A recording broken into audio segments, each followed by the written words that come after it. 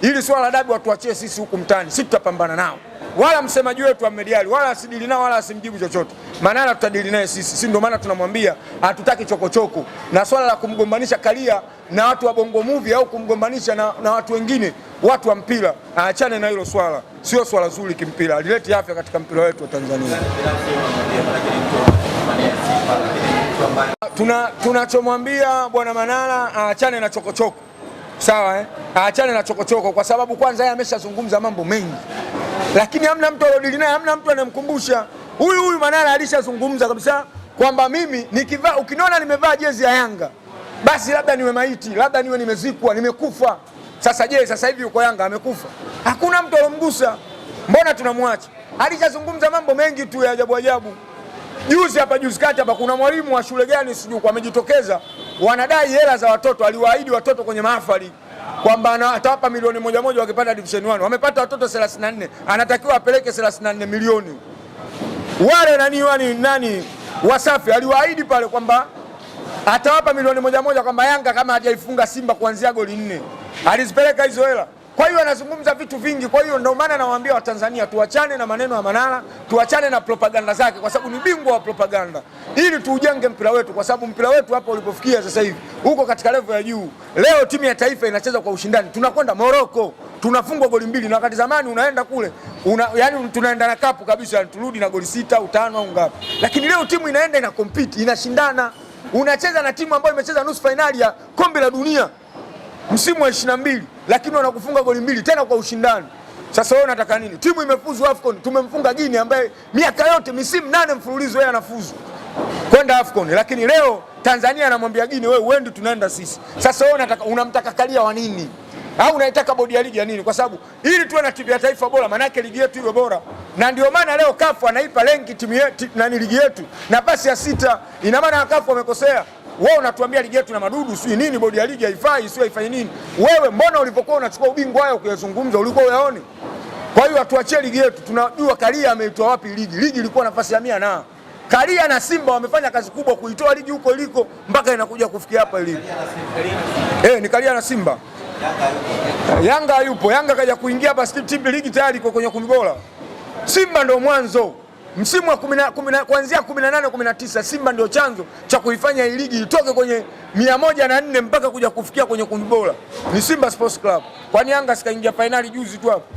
Na robo finali na hii hapa Kidevele Kiduka imemshinda robo kaisha makundi. Umeelewa bwana? Kwa hiyo amechangia pointi ngapi? Kwa hiyo kikubwa ndio maana anatakiwa muheshimu Karia. Kwa sababu kama tukizungumza watu wa kulalamika walikuwa ni watu wa Simba, sio Yanga. Yanga hapaswi kulalamika kwa uongozi wa Karia kwa sababu chini ya uongozi wa Karia Yanga ndo amefanya vitu vizuri vingi. Chini ya uongozi wa Karia Yanga miaka 85 Yanga ndo anakuwa na uwezo wa kuingia wa kuingia finali, ambapo Simba 93 sisi tumecheza finali chini ya mdhamini wetu Azim Dewji.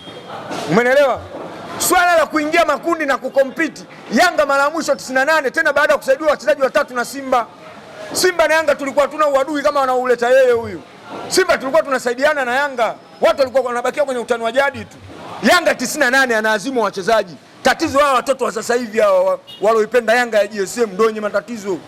Lakini 98 Simba anatoa wachezaji watatu, anamtoa Alphonse Modest, anamtoa Shaban Ramadhani, anamtoa na Monja Lise. Wanakwenda kuisaidia Yanga. Not only that, even Aden Lage ambaye ni kiongozi alikuwa fati kipindi kile katibu. Lakini mwanachama wa Simba na ni mchezaji legend wa Simba. Anatoka anaibeba Yanga. Yanga wanagombana hapo. Wanaenda kucheza na Rangers ya Zimbabwe. Yanga inabebwa na Aden Lage ndo anaipeleka timu Zimbabwe. Yanga inaenda inapindua meza, wanakuja wanafuzu. Wanaingia makundi. Ni Simba ndo ameifanya hiyo kazi. Umeelewa? Lakini kwenye utawala wa Karia ndo Yanga mambo mengi kayafanya akiwa hapa. Swala la finali miaka 80 na imepita, Yanga ndo anacheza finali chini ya utawala wa Karia. Yanga anarudi tena kwenye makundi chini ya utawala wa Karia. Umeelewa? Kina Jamali Malinzi kina Tenga watu walishindwa kuifanya Yanga ifuzu, lakini chini ya utawala wa Karia Yanga anafuzu, anaenda makundi, miaka 25 imepita. Umeelewa? Kwa hiyo anatakiwa mshukuru Karia. Umeelewa? Karia huyu ndio alorudishia makombe tena Yanga. Simba alichukua mara 4 mfululizo, anaingia Karia Simba amechukua mara 4 mfululizo. Chini ya utawala Karia Yanga ndo anarudisha tena ubingwa wake na anaingia makundi na anakwenda finali, anaingia tena makundi, anakwenda robo finali na anaingia tena makundi. maskini mzee wa watu mpaka jezi amevaa mechi na Mamelodi Sundowns. Karia amevaa jezi ya Yanga. Sasa watu wa kulalamika kati ya sisi nao ni nani? Wewe una clip Simba nani? Karia amevaa jezi ya Simba. Lakini sisi clip tunazo. Karia amevaa jezi ya nini? Jezi ya Yanga. Ile yote kuonyesha mapenzi kwenye hivi vilabu kwamba mimi sio Simba, sio Yanga. Kwa hiyo kikubwa wao watengeneze timu, lakini swala la kumsukumia Karia na bodi ya ligi kutokana na timu yao sasa hivi inaanza kupotea. Twende kimataifa. Kule kuna Karia. Karia au Almas Kasongo amehusika nini wao kutokwenda robo finali? Mbona wamefeli kule? Mbona kumgusa Musepe kwamba Musepe ndo unasababisha sisi tusiende robo finali? Mechi imeletwa hapa, sio wameshindwa wenyewe. Msiaja. Wale Msiaja kama wangekutana na Simba wale shughuli wangeiona hapa. Umeelewa? Kwa sababu klabu Constantine na Msiaja wote wanacheza ligi moja na wote tuliletewa. Simba kapoa klabu Constantine, Yanga amepoa Msiaja. Klabu Constantine ndio timu inayoongoza mpaka sasa hivi ndio inaongoza ligi. Lakini wamefanywa nini na Simba? Na Msiaja kacheza mechi mbili na huyu klabu Constantine. Klabu Constantine kachukua pointi 4. Mechi ya kwanza kafungwa 2-1, mechi ya pili wametoka sare bila. Umeelewa? Lakini Simba amemfanya nini klabu Constantine? 2-2 hapo tumemfunga. Lakini yule Msiaja kama angepewa Simba, yani ile cage, ile safu ya mbele ya Simba inaitwa cage, unalijua hilo? Cage.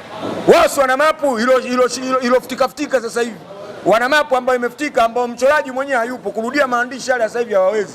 Mwenyewe aliotengeneza mapu ameondoka Mr. Gamoni. Lakini keji imetengenezwa na Fadil Davis yupo. Keji unajua kirefu chake? Yaani keji K unamzungumzia Kip Dennis. Hii unamzungumzia Elia Mpanzo, alafu G unazungumzia Jean Charles Ahoua. Hiyo ndio inaofanya kazi. Sasa wangekutana na keji wale Msiaje. Pale wasingetoka bila chuma 4 pale. Umeelewa? Kwa hiyo kikubwa wanatakiwa focus kwenye kutengeneza timu. Yaani Manara kama angekuwa mtu wa mpira, angewasiwa na Yanga watulie, wapate kutengeneza timu yao. Lakini sio kupiga kelele. Sisi Simba tulipotea, tumechukua misimu 4, tukaja tukapotea misimu 3, tukatengeneza timu yetu, tukapelekwa mpaka mapolisi, tumegombana na viongozi wetu mpaka timu imetengenezwa, imekuwa nini? Imekuwa vizuri. Kwa hiyo na wao sasa, huu ni muda wao wachukue fursa hii na waambia wana Yanga waongee ukweli kuhusu ubovu wa timu yao ili watengeneze timu. Kama unalalamika huku kwenye ligi, je, kwani dabi ni mara ya kwanza kuahirishwa? Watu mpaka wanakimbia na mpira. Simba alishaondoka na mpira kwa pani pale. Tushapigwa chuma 2 pale. Shamba la bibi. Tukatia mpira kwa pani tukaondoka, na hapa kuna 6 zingine zinakuja, dalili zinaonyesha wasivunje rekodi yetu. Hatukurudi. Afrika Mashariki na Kati, Yanga gadi liliishia Keko. Watu tunakuja tunalichungulia. Tumejaa kule uwanjani. Yanga kutokea uwanjani. Sasa mbona azungumzia mambo ya nyuma, anazungumzia hapo? Huyu ni mtata tu. Umeelewa bwana? Yaani anashindwa kuongea uhalisia wa mpira. Yeye anatuangalia atapata vipi watu wa kumsupport, ndipo anapofanya nini, anapotaka kupenya hapo. Kwa hiyo wana Simba na watu wote wadau wa mpira tunatakiwa tuwe makini na maneno ya Manara. Maneno ya Manara ni yana uchochezi, ni bingwa kutengeneza propaganda. Kwa propaganda zake sasa hivi, hichi kizazi cha sasa hivi, hichi ni kizazi kipya, kizazi chenye uelevu mkubwa, na akiongea hatuachi kumjibu. Chochote anachotaka kufanya afanye, lakini hatuachi kumjibu kwa sababu anatuharibia mpira wetu. Mpira wetu sasa hivi mama kaushika mkononi. Wewe jiulize kwenye utawala gani, rais gani kwenye tawala ipi aliamua kutia hela nyingi katika kuuendesha mpira. Lakini leo tunamwona mama Samia Suluhu Hassan ameamua kutia hela yake leo. Kila mechi ya katika makundi anatia hela, kila goli moja, hata ushinde goli 7 hela zako zote unapewa. Simba ameshinda goli 6 na Joining Galaxy. Amepewa milioni 30. Umeelewa? Kwa nini amepewa milioni 30? Ina maana mama ameamua kuwekeza kwenye mpira. Kwa hiyo asitake kumvunja nguvu mama, na huku tunaelekea kwenye nini? Kwenye uchaguzi. Kwa hiyo atuachie mpira wetu. Yeye mpira umemshinda, aende akaekti sinema huko kama alivyosema Karia. Na kuekti sinema hatumaanishi watu wa Bongo Movie ndio kazi yao. Sinema mtu yote anaekti. Umeelewa? Karia amezungumzia watu wanaohekti, hawataki kufuata uhalisia, wao wanataka kuhekti. Lakini ya kuwagombanisha watu wa Bongo Movie na nini?